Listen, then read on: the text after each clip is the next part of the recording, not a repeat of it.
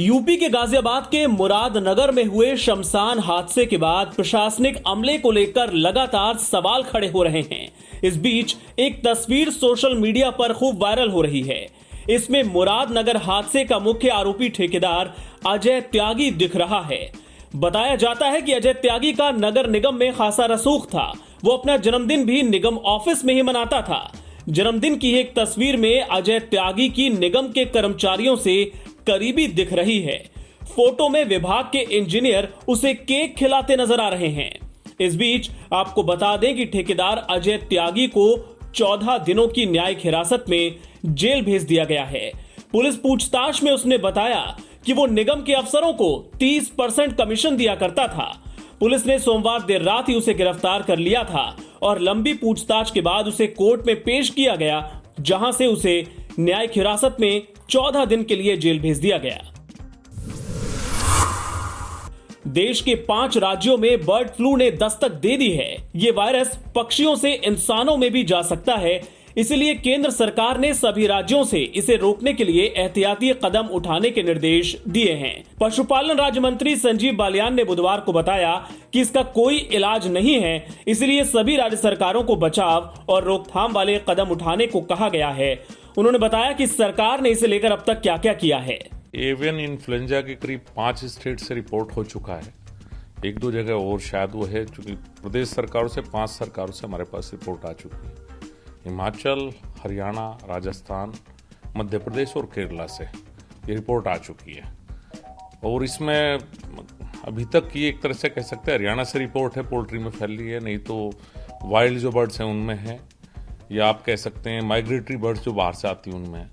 और ये कोई नया ट्रेंड नहीं है। 2006 में पहली बार देश में आया था एवियन इन्फ्लुएंजा, और उसके बाद अगर पिछले 5 साल से 2015 से सर्दियों के सीजन में करीब करीब हर साल कुछ न कुछ केस रिपोर्ट्स होते हैं।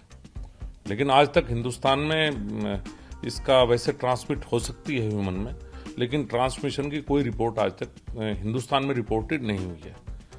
तो अभी जो भी है उसके प्रिवेंटिव मेजर जो करते हैं, कोई ट्रीटमेंट तो इसका है नहीं, लेकिन सावधानी बरते सभी प्रदेश सरकारें, और जो उनका डिस्पोजल ठीक हो बर्ड्स का जो मर चुकी हैं, और उसको किसी तरह से मूवमेंट रेस्ट्रिक्ट किया जाए बर्ड्स का इस समय पे।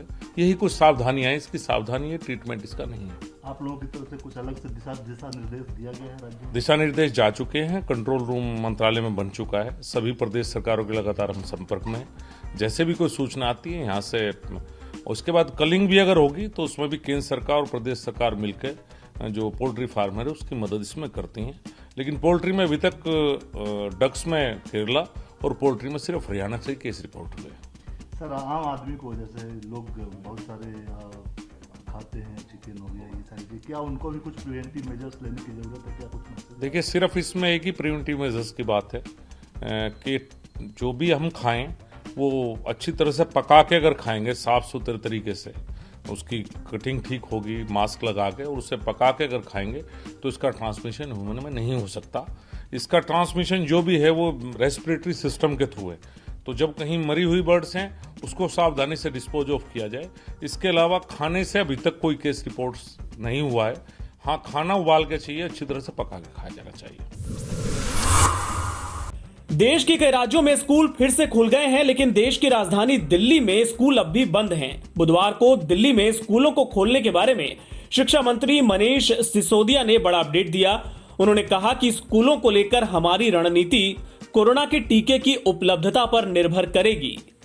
ये बहुत इस पर ब्रेनस्टॉर्मिंग चल रही है हमारी विद इन एजुकेशन डिपार्टमेंट, और हम सब लोग थोड़ा सा इसका इंतजार कर रहे हैं कि वैक्सीन किस तरह से अवेलेबल होती है। वैक्सीन के जो पहले फ्रंटलाइन वर्कर्स को एक बार वैक्सीन पहुंच जाए, उनको लग जाए, उसके बाद किस मात्रा में वैक्सीन उपलब्ध है, और आम जनता के लिए किस मात्रा में वैक्सीन उपलब्ध हो जा रही है और कब तक हो जा रही है, इस सब कैलकुलेशन के आधार पर आगे की रणनीति निर्भर करेगी। तो अभी मेरे लिए इस पर कुछ कहना मुश्किल होगा, बट हम सब लोग इसको बहुत क्लोजली वॉच कर रहे हैं कि हम कितना जल्दी स्कूल खोल सकते हैं।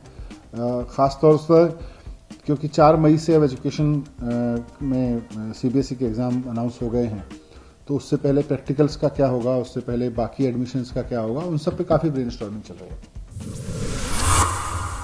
किसानों और सरकार के बीच 8वें राउंड की बातचीत फेल रहने के बाद अब दोनों पक्षों के बीच अगली वार्ता 8 जनवरी को होनी है। एक तरफ जहां किसान संगठन सरकार के रवैये पर सवाल खड़े कर रहे हैं, तो वहीं केंद्रीय कृषि मंत्री नरेंद्र सिंह तोमर ने उम्मीद जताई है कि किसान संगठनों से बातचीत के जरिए जल्द कोई समाधान निकलेगा। भारत सरकार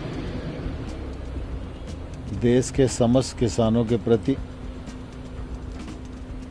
और उनके हितों के प्रति पूरी तरह प्रतिबद्ध है। इसलिए जो किसान कृषि सुधार बिलों के समर्थन में आते हैं, हम उन्हें भी मिलते हैं। जो विरोध में है, उनसे भी चर्चा सरकार निरंतर कर रही है। लेकिन समर्थन में भी काफ़ी बड़ी संख्या देश भर से आ रही है। हम उन्हें मिल भी रहे हैं, वो पत्र भी लिख रहे हैं, फ़ोन पर भी बात कर रहे हैं। उन सबका स्वागत भी है, आभार भी है, और मैं पूरी तरह आश्वस्त भी हूँ कि किसान यूनियन जो आंदोलनरत हैं वो कृषि सुधार बिलों की भावना को समझेंगी और किसानों के हितों पर ध्यान देंगी और सकारात्मक रूप से चर्चा करके कोई न कोई समाधान जरूर निकालेंगे।